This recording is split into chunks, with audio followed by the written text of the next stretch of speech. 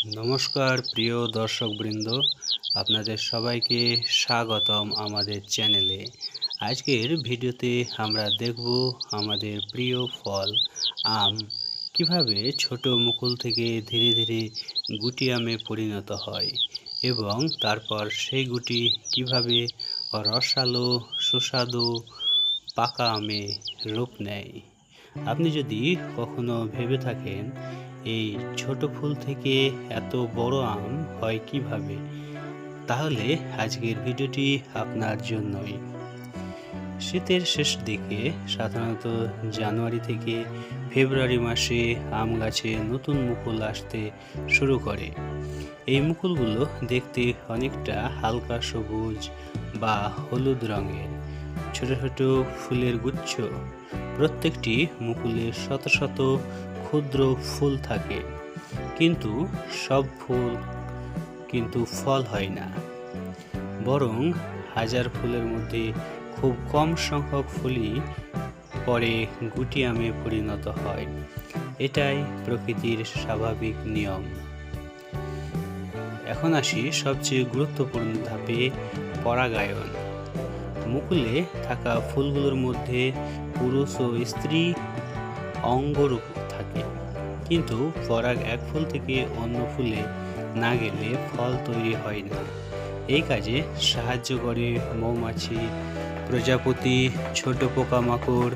তারা ফুলে বসে মধু সংগ্রহ করার সময় এক ফুলের পরাগ অন্য ফুলে নিয়ে যায়। এই প্রক্রিয়াটি হলো পরাগায়ন। মনে রাখবেন, যদি এই সময় বৃষ্টি বা ঝড় হয় তাহলে অনেক ফুল নষ্ট হয়ে যেতে পারে এবং ফলন অনেক কমে যায়। পরাগায়নের কয়েকদিন পরেই শুরু হয় জাদু। ফুলগুলো ঝরে পড়ে এবং যেগুলো সফলভাবে পরাগায়িত হয়েছে সেগুলো ছোট ছোট গুটি আমে পরিণত হয়। এই গুটি দেখতে খুব ছোট, সবুজ রঙের, নরম ও সংবেদনশীল। এই সময় গাছের যত্ন সবচেয়ে বেশি দরকার। অনেক সময় দেখা যায় গুটি আম ধরে কিন্তু পরে ঝরে পড়ে যায়। এর প্রধান কারণগুলো হলো অতিরিক্ত গরম, হঠাৎ বৃষ্টি বা ঝড়, পোকামাকড়ের আক্রমণ, জলের অভাব, পুষ্টির ঘাটতি। অনেক সময় কৃষক চিন্তায় পড়ে যান, কারণ বেশি গুটি মানেই বেশি ফলন নয়। গুটি আম টিকিয়ে রাখতে হলে সঠিক যত্ন নেওয়া খুব জরুরি। নিয়মিত সেচ দেওয়া, জৈব সার বা রাসায়নিক সার প্রয়োগ, পোকামাকড় দমন করা, আগাছা পরিষ্কার করা, প্রয়োজনে স্প্রে ব্যবহার। একটি সুস্থ গাছই বেশি ফল দেয়। সময় যত যায় গুটি আম ধীরে ধীরে বড় হতে থাকে। প্রথমে ছোট, তারপরে মাঝারি, শেষে পূর্ণ আকার নেয়। এই পুরো প্রক্রিয়ায় সময় লাগে প্রায় 3 থেকে 4 মাস। এই সময় গাছ সূর্যালোক, জল ও পুষ্টি থেকে শক্তি নিয়ে ফলকে বড় করে। শেষে আসে সবচেয়ে প্রতীক্ষিত মুহূর্ত, কাঁচা আম থেকে পেকে যায়, রং পরিবর্তন হয়, সবুজ থেকে হলুদ বা লাল, সুগন্ধ বের হয়, স্বাদ হয় মিষ্টি ও রসালো।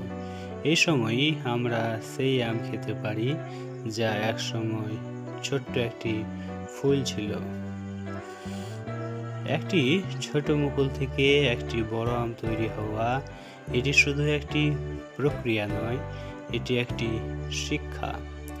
ধৈর্য, যত্ন, সময়, এই 3টি জিনিস থাকলে যে কোনো ছোট জিনিস বড় হতে পারে।